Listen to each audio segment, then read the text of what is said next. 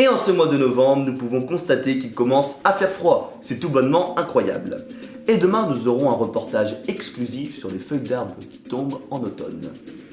Pour continuer ce journal, on va aller en direction d'un petit village vendéen, La Verge-en-Feu, où le maire de ce village rural a décidé de prendre des décisions radicales pour ne plus avoir de plaintes de touristes contre le chant matinal des coqs, la sonnerie des cloches ou encore le croassement des grenouilles.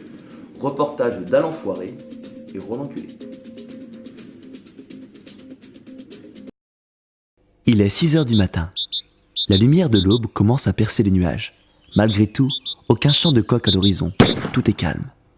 Le maire de La Verge-en-Feu, Ferdinand Boussier, nous a accueillis pour répondre à nos questions. Bonjour. Enchanté, nous sommes très ravis de vous accueillir parmi nous. Le maire ne va pas tarder, hein, il va vous accueillir dans son bureau d'ici une quinzaine de minutes. À peu près. Il va pas traîner. On vous laisse patienter. Merci.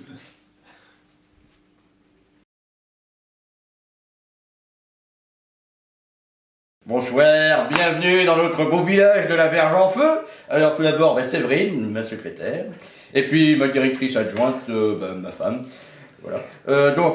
Oui, comme vous l'avez vu, j'ai pris quelques mesures, quelques normes, afin de me satisfaire à une nouvelle clientèle. Donc voilà, des normes sociétales, d'une nouvelle société qui se forme.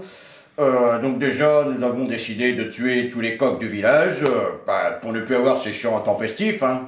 Enfin, intempestif depuis quelques années, parce que avant on se dérangeait pas vraiment. Ce n'est pas la seule mesure prise par la commune de La Verge-en-Feu. Le clocher de son église a été stoppé, et ce, définitivement. Et pourquoi ne pas avoir laissé l'église sonner au moins la journée? Oh mais quelle idée! Oh quelle idée! Pour le moment ils se plaignent que ça les réveille la nuit, mais bon, bientôt ça va déranger en mangeant le dîner. Tout à fait. Ça va déranger pour le téléfilm de l'après-midi. Ah! Et puis, même, ça peut déconcentrer à la tondeuse. Alors, faut quand même concentrer pour passer la tondeuse. Non, moi, j'ai pas pris de risque. J'ai tout arrêté définitivement, jour et nuit. Non. Mais chez les villageois, ces décisions ne font pas l'unanimité.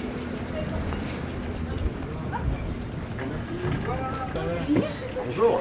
Excusez-moi, Bonjour. c'est des nouvelles normes prises par le maire Oui, il arrive à... Au niveau de qui? Nous, on arrive hier soir. Ah oui, moi j'aime pas trop ça. Pas trop ça. On perd un peu notre identité, ou les pas terrible. Dans le temps, on faisait chauffer de bousses de vache, tout ça, les gens se faisaient une petite gralée, et puis maintenant, les gens disent que ça cocotte, que ça pue la mer. Alors, oui, il aime pas trop ça, il aime pas trop tout ça. Il est pas trop mon truc. Bonsoir jeune homme, excusez-moi de vous déranger. Que pensez-vous des nouvelles normes environnementales prises par le maire de votre commune? Ah ouais, les nouvelles normes là. Ah bah ouais, c'est vrai qu'on perd l'authenticité de nos campagnes, enfin on perd l'authenticité de notre culture quoi. Enfin on est en train de se perdre. Moi je connais un poète qui disait Baudelaire. Non mais le poète qui disait... Oh pardon, excusez-moi. Wesh, à 10 secondes, le battre le boule là, wesh. T'es quand? En particulier chez les chasseurs, qui se sentent beaucoup atteintes par ces nouvelles réformes. Putain, l'autre jour, j'étais chassé là. Monsieur, Franchot, est-ce que vous avez votre permis, tout ça et tout? J'ai dit, j'ai mon permis. Et t'as emmerdé. Ah ben, il t'a emmerdé. Mais peut-être pas.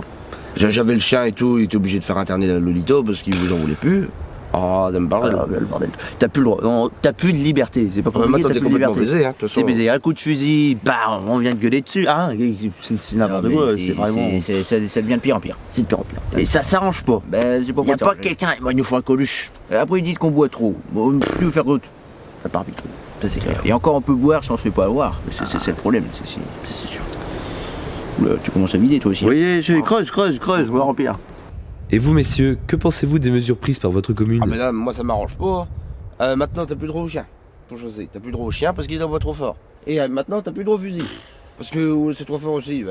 C'est plus la chasse. Hein, je te cache pas que pour chasser, c'est plus compliqué, hein, c'est moins évident. Non, mais avant, dimanche matin, avec Denis et Hervé, on allait boire un coup. Ben voilà. On allait chasser. Bon. C'était bien.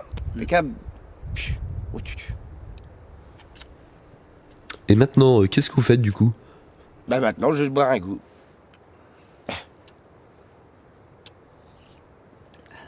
Petite bière pour faire passer ça, là, quand même. Je dirais pas non. Ouais. Allez. Oh là là. Bonjour. Bonjour. Qu'êtes-vous en train de faire exactement? Regardez par vous-même. Je suis en train de boucher la barre là. Mais qui vous a demandé de faire ça? Qui m'a demandé de faire ça? Le maire là, je peux pas le voir. Tout ça parce que mes petites grenouilles là font des croissements la nuit. Ça fait chier les voisins derrière là. Il m'a obligé à la boucher. Alors voilà quoi. Moi ça appartenait à mon arrière-grand-père quoi. Encore un patrimoine qui s'en va.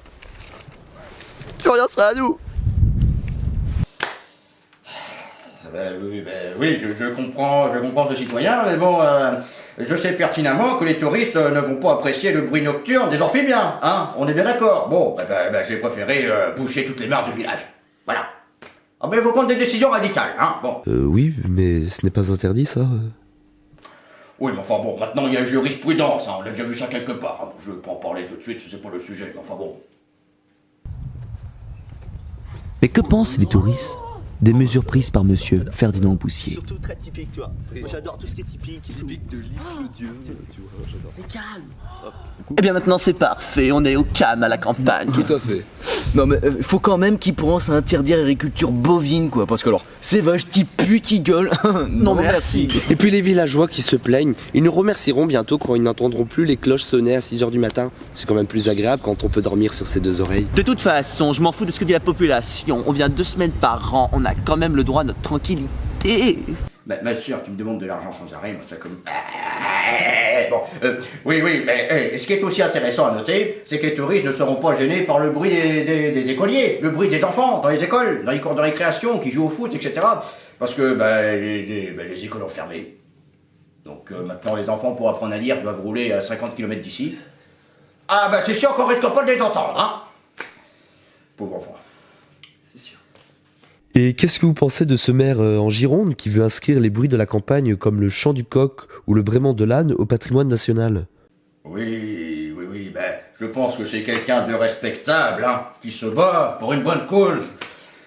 Mais bon, il faut évoluer, il faut vivre avec son temps.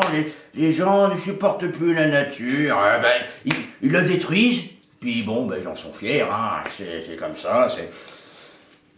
Ils ne veulent pas de la campagne, ils veulent leur campagne. C'est une nuance, hein. Ils veulent un havre de paix, ils ne veulent pas des coqs et des vaches qui gueulent dans le pré. Bon. Ce qui est dommage, c'est que depuis les temps anciens, de tous les temps même, c'était l'homme qui devait s'adapter à la nature. Désormais, c'est la nature qui doit s'adapter à l'homme. Est-ce que c'est ça l'évolution? Moi, je suis maire, hein. Je suis pas philosophe. Magnifique reportage, on va maintenant parler de Noël et de la neige.